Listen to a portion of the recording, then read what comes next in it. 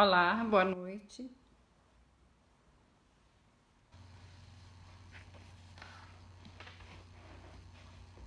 Estão me ouvindo?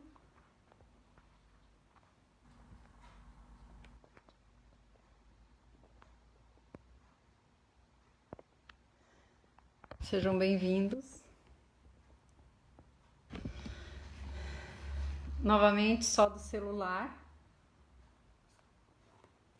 Meus dois computadores não querem que a gente faça o evangelho, mas graças a Deus vamos começar assim mesmo, através do celular.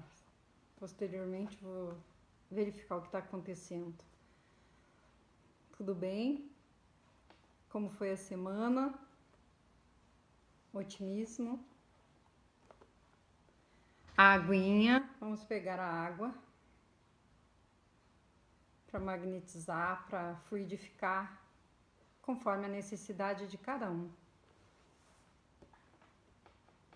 Pedindo sempre aos benfeitores amigos que entrem no nosso lar e trazendo aquele remédio o qual se faz necessário para o nosso corpo, para o nosso espírito.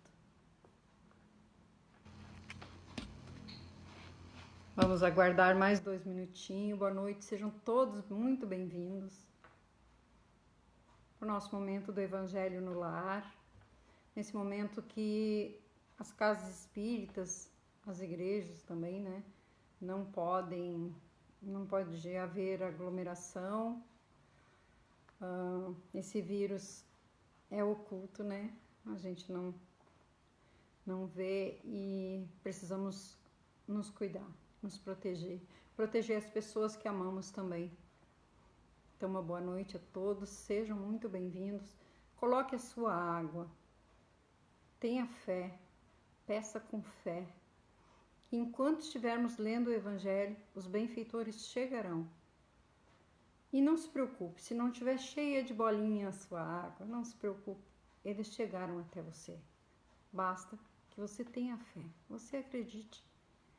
Porque o plano espiritual está aí, está presente no nosso cotidiano. Às vezes nós não nos damos conta de quantas vezes fomos abençoados durante um dia. De repente, um dia eu faço uma live e vou mostrar algumas coisas para vocês que eu considero bem interessante. No Espiritismo costumamos dizer que não se fala da vida pessoal, mas eu recebi graças, bênçãos que realmente para uma mãe que o filho partiu é muito, muito bom, é muito maravilhoso. Nos consola, nos dá esperança, e essa doutrina é assim. Ela é esclarecedora e ela nos consola. Nesse momento são 19 horas, respeitando sempre o horário, que o Evangelho no Lar é preciso respeitar o horário. Acredito que todos já têm a sua água ao seu lado. Vamos elevar então o nosso pensamento ao nosso Mestre Jesus, a Deus Pai Todo-Poderoso e essa Mãe de Jesus, essa mulher tão abençoada por Deus.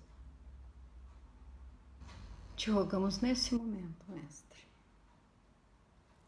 que possamos todos receber as bênçãos das quais estamos necessitando. Que só Tu sabes, Mestre. Nós não sabemos. Tu sabes das nossas necessidades.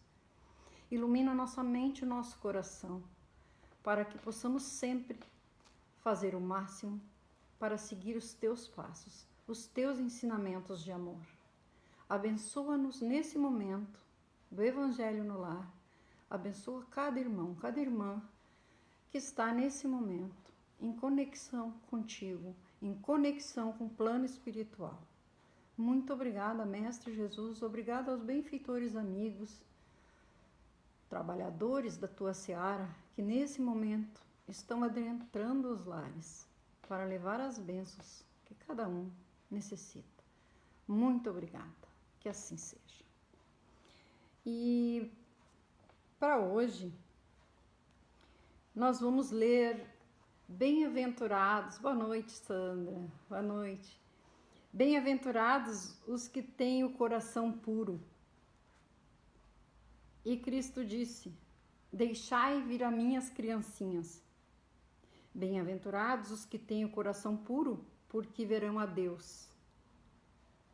Então trouxeram crianças para que ele as tocasse. E como seus discípulos repeliam com palavras rudes os que as apresentavam a ele, Jesus, vendo isso, zangou-se e lhes disse: deixai vir a mim as crianças, e não as impeçais, pois o reino dos céus é daqueles que se assemelham a elas. Eu vos digo, em verdade, que todo aquele que não receber o reino de Deus como uma criança, nele não entrará. E abraçando-as, ele as abençoou, impondo as mãos sobre elas. Então aqui, Jesus quer dizer que nós precisamos nos assemelhar às crianças. Ele não quis dizer que o reino do céu é delas, das crianças, porque sabemos, nós que estudamos a doutrina espírita, sabemos que muitas vezes o espírito da criança é um espírito mais antigo, até mais primitivo que o do pai e da mãe. Mas ele quis dizer que a criança, a candura da criança, essa pureza de coração que a criança tem, que nós precisamos querer para nós, que nós precisamos para entrar no reino dos céus. É isso que Jesus quis dizer conosco. E vejam que os discípulos não queriam deixar que elas se aproximassem de Jesus. Imagina uma coisa dessa. Jesus, que era só amor, como ele não ia permitir que as crianças se aproximassem dele, não é mesmo? E aí Jesus as abraçou e as abençoou.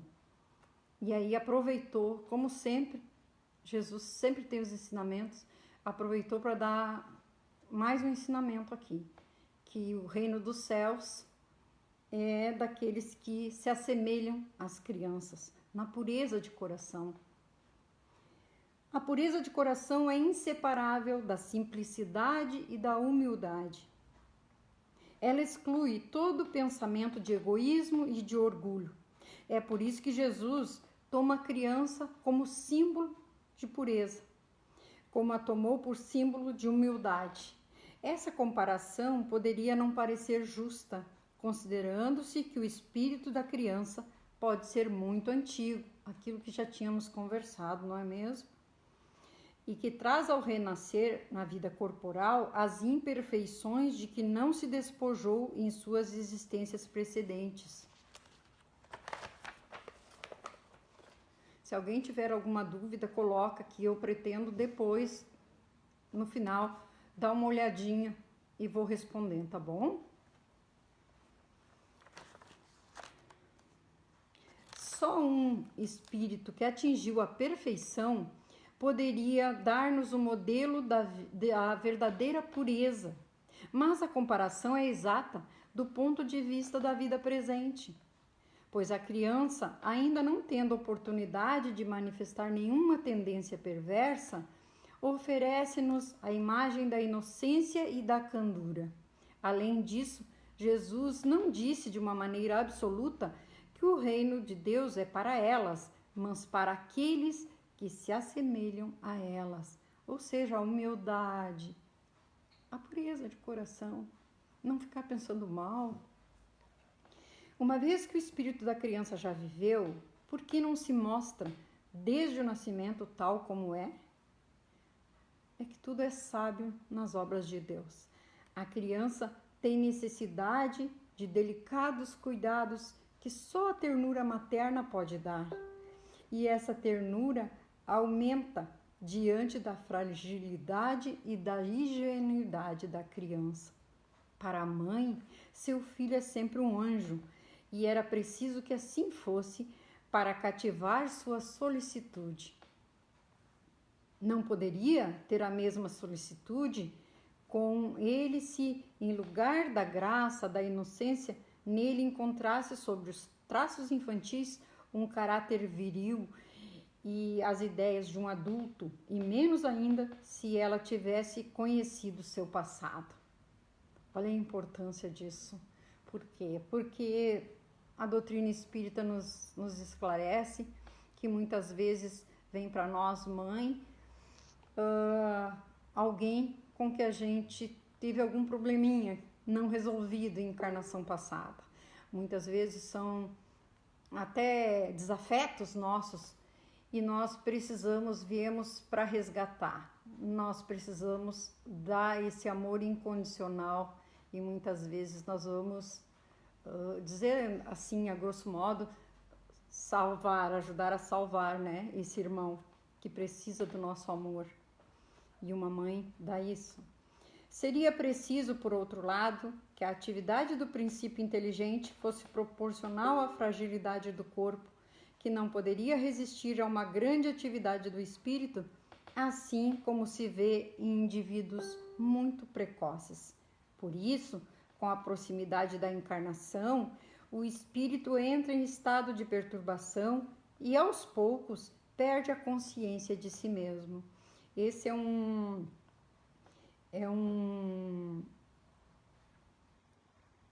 como é que eu vou dizer assim? É um processo, né, que o espírito passa antes de reencarnar. Ele vai esquecendo tudo que ele passou. Se o meu filho era meu inimigo, ele vai esquecer que ele era meu inimigo, e aí ele reencarna e eu dou amor para ele e ele vai me dar amor. Às vezes tem aquele probleminha que mãe e filho tem problemas, não parece que um repele o outro, não é? Isso acontece. E normalmente é de vidas passadas, porque fica muito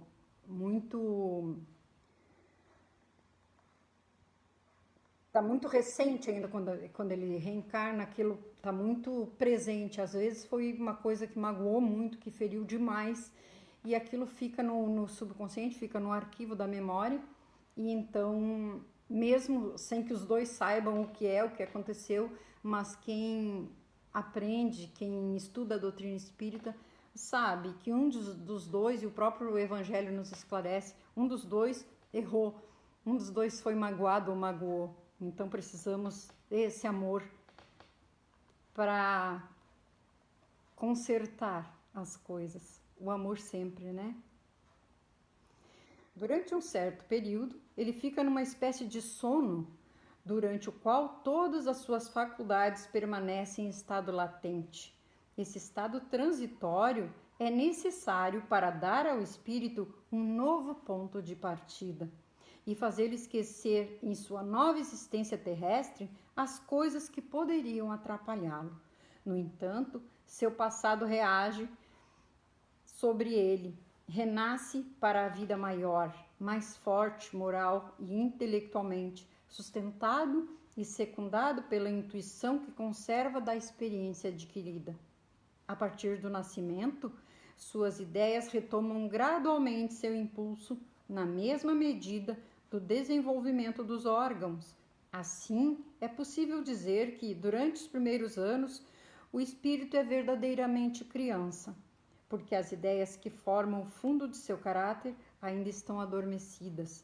Durante o tempo em que seus instintos dormem, ele é mais flexível e, por isso mesmo, mais acessível às impressões que podem modificar sua natureza e fazê-lo progredir, o que torna mais fácil a tarefa atribuída aos pais.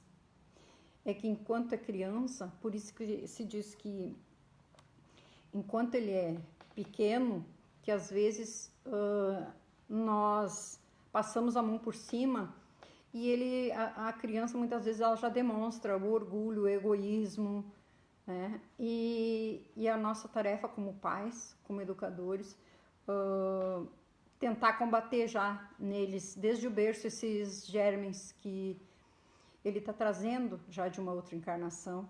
E a nossa tarefa aqui, às vezes, é bem árdua. E nós precisamos disso, precisamos combater, não deixar que a criança continue assim. Porque muitas crianças pequenininhas mesmo, elas já começam a demonstrar o egoísmo, o orgulho, a prepotência muitas vezes, agride pai, agride mãe, e nós não podemos permitir isso. Com muito amor a gente tem que repreender. Amor e firmeza. Portanto, o Espírito torna a vestir por um tempo a túnica da inocência, e Jesus está certo quando, apesar da anterioridade da alma, toma a criança como símbolo da pureza e da simplicidade. Então aí está aí, meus irmãos, minhas irmãs, a explicação. Por que Jesus quis dizer isso? Eu estou vendo que algumas de vocês estão deixando o recadinho aí. Eu vou falar cada uma depois que terminar aqui, tá? Vai ter a minha atenção, prometo, tá bom?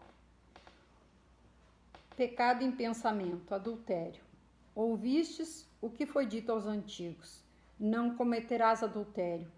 Mas eu vos digo que todo aquele que olha para uma mulher com desejos libidinosos já cometeu adultério com ela em seu coração. A palavra adultério não deve ser aqui entendida no sentido exclusivo de sua acepção própria, mas num sentido mais geral. Jesus a empregou muitas vezes para designar por extensão o mal, o pecado e todos os maus pensamentos, como por exemplo nessa passagem: pois se alguém se envergonhar de mim e de minhas palavras entre esta raça adúltera e pecadora, o Filho do Homem também se envergonhará dele quando vier, acompanhado de santos anjos na glória de seu Pai. A verdadeira pureza não está só nos atos, mas também no pensamento, pois quem tem o coração puro nem sequer pensa no mal. Olha a importância dessa expressão. A verdadeira pureza não está só nos atos, mas também no pensamento, pois quem tem o coração puro nem sequer pensa no mal. Olha a importância. Se conseguíssemos, fazer isso, seria maravilhoso, maravilhoso. Foi isso que Jesus quis dizer. Ele condena o pecado mesmo em pensamento, porque é um sinal de impureza. Quer dizer, eu não maltrato, mas eu pensei em maltratar meu irmão, né? Então, é delicado, é complexo. Esse princípio conduz naturalmente a essa questão. Sofrem-se as consequências de um mau pensamento que não foi efetuado? Há aqui uma importante distinção a se fazer. À medida que a alma comprometida com o mau caminho avança na vida espiritual, aos poucos se esclarece e se despoja de suas imperfeições, conforme a maior ou menor boa vontade aplicada, em virtude do seu livre-arbítrio. Portanto, todo mau pensamento é resultado da imperfeição da alma, mas, conforme o desejo que tenha de depurar-se, mesmo esse mau pensamento torna-se para ela uma oportunidade de adiantamento, porque o repele com energia. É um indício de uma mancha que ela se esforça por apagar. Não cederá se a ocasião de satisfazer um mau desejo apresentar-se. E se tiver resistido, sentir-se-á mais forte e alegre com sua vitória. É quando nós estamos fazendo a nossa reforma íntima, a gente começa a fazer a reforma íntima, que na doutrina espírita é muito falado, que nós precisamos fazer. Nós precisamos nos melhorar, é para isso que estamos aqui. É uma oportunidade que Deus nos deu para nos melhorarmos. O que acontece? Acontece que nós começamos a mudar. Então, coisas que fazíamos antes, nós começamos a parar de fazer. E o pensamento, nós já repelimos, como fala o Evangelho. Nós começamos a repelir. Quando vem algum pensamento ruim, nós já começamos, por que eu vou pensar isso? Não, eu vou trocar o meu pensamento. Se uma pessoa nos magoou, nós procuramos lembrar alguma coisa de bom que aquela pessoa nos fez. Nós devemos, tentar nos apiedar dessa pessoa. Pessoas felizes não incomodam. não incomodam. Então a pessoa que nos incomoda, que nos magoa, que nos ofende, essa pessoa, ela tá em situação inferior. Nós precisamos nos apiedar, orar por ela, ter piedade. É só isso que Jesus quer de nós. Por quê? Porque nós também erramos. Nessa nossa caminhada, nós também somos errantes ainda. Estamos engatinhando, queremos nos melhorar, vamos nos melhorar, sim, vamos. Toda criatura de Deus, nós somos dotados de dons, né? Porque somos criaturas de Deus. E então nós vamos nos melhorar, isso é fato. Mas nós precisamos dessa reforma, nós precisamos querer nos melhorar. E aqui diz assim, que aquela alma que ao contrário não tiver tomado boas resoluções, procura a ocasião, e se não cumprir o mau ato, não é efeito de sua vontade, mas é a ocasião que lhe falta. Ela é, pois, tão culpada quanto se o cometesse. Aquela pessoa que muitas vezes quer nos fazer o mal e ela não teve a oportunidade de uma vingança, alguma coisa que de repente que fizemos e ela não gostou, e ela não teve a oportunidade de se vingar de nós. Então, não é que ela não fez o mal porque ela é boa. Não, ela não fez o mal porque ela não teve oportunidade. E ainda temos aqueles irmãos que se vingam às escuras, às espreitas, ficam às espreitas. Quando houver uma oportunidade, a vingança virá. Então, é disso que Jesus fala, que nós possamos ter o coração puro, que não pensemos o mal, não façamos o mal. Em resumo, na pessoa que não concebe o pensamento do mal, o progresso está cumprido. Naquela a quem esse pensamento vem, mas que o repele, o progresso está em vias de seu cumprimento.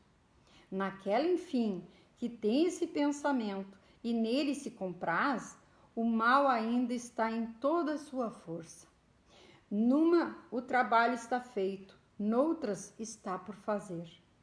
Deus, que é justo, leva em conta todas essas nuances na responsabilidade dos atos e dos pensamentos do homem. Viu a importância? Deus é Pai, é bondoso, é misericordioso. Sempre vai nos perdoar, vai cuidar de nós. Basta que nós sempre procuremos fazer essa conexão com Ele, pedir ajuda. Não precisa ter um lugar especial. Oração não precisa de lugar especial, qualquer lugar.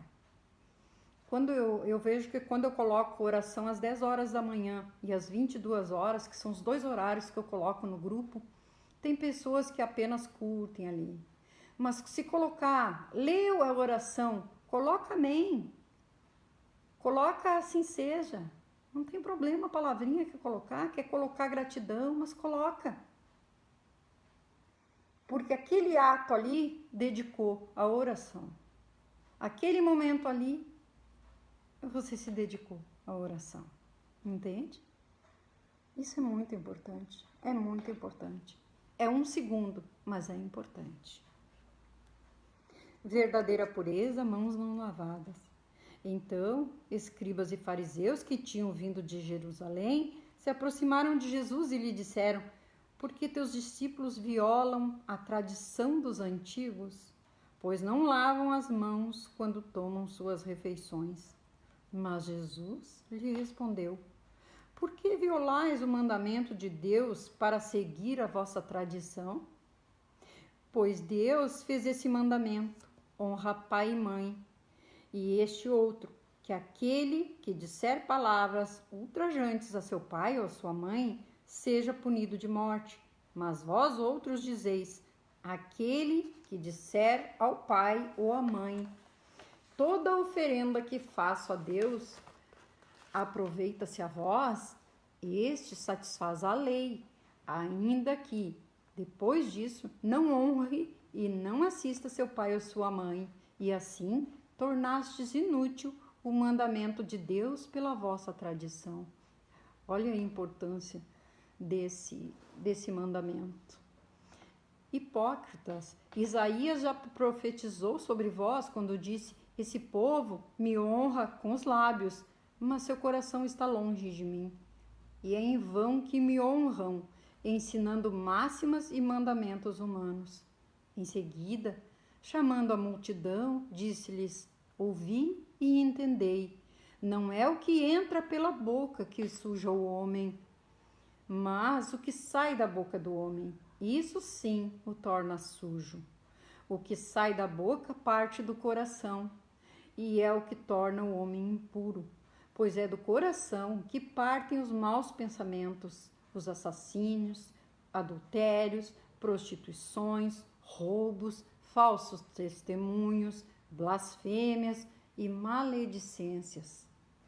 São essas coisas que tornam o homem impuro, mas o comer sem lavar as mãos não o torna impuro. Então Jesus fez aqui uma comparação, né? Já que eles estavam colocando isso para Jesus. Então não adianta dizer que honra pai e mãe, não adianta dizer que eu sigo Jesus, mas se as nossas atitudes não fizerem isso, não comprovarem.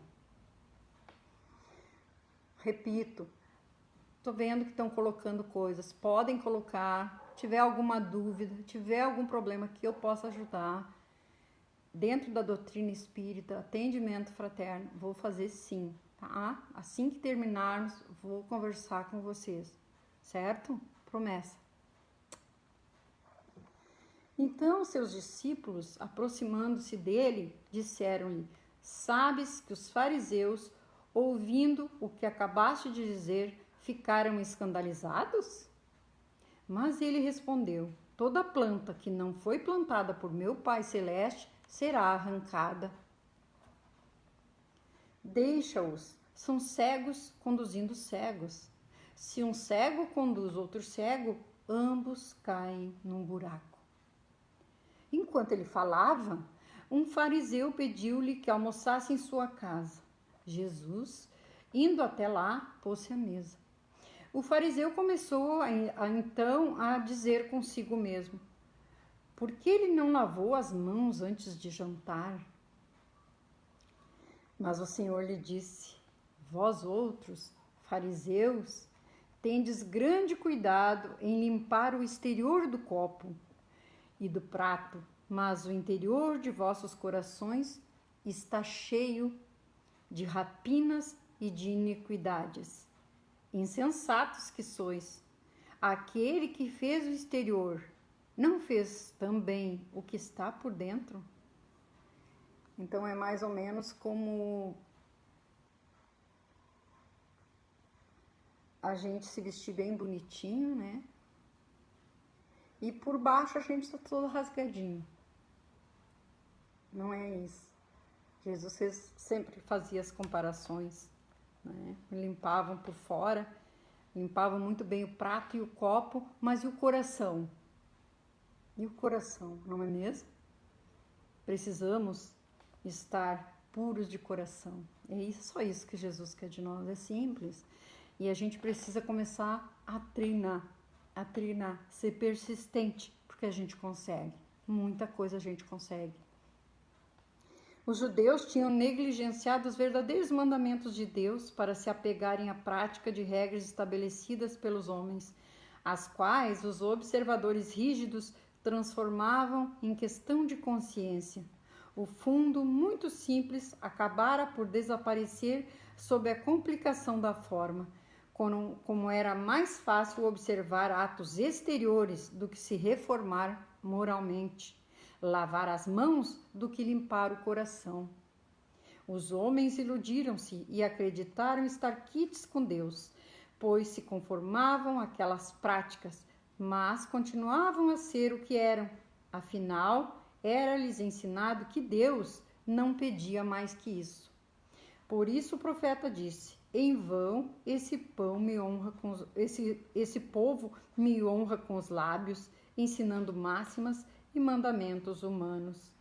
Ocorreu o mesmo com a doutrina moral do Cristo, que acabou sendo colocada em segundo lugar, o que faz com que muitos cristãos, a exemplo dos antigos judeus, acreditem ter sua salvação assegurada antes pelas práticas exteriores que pelas da moral.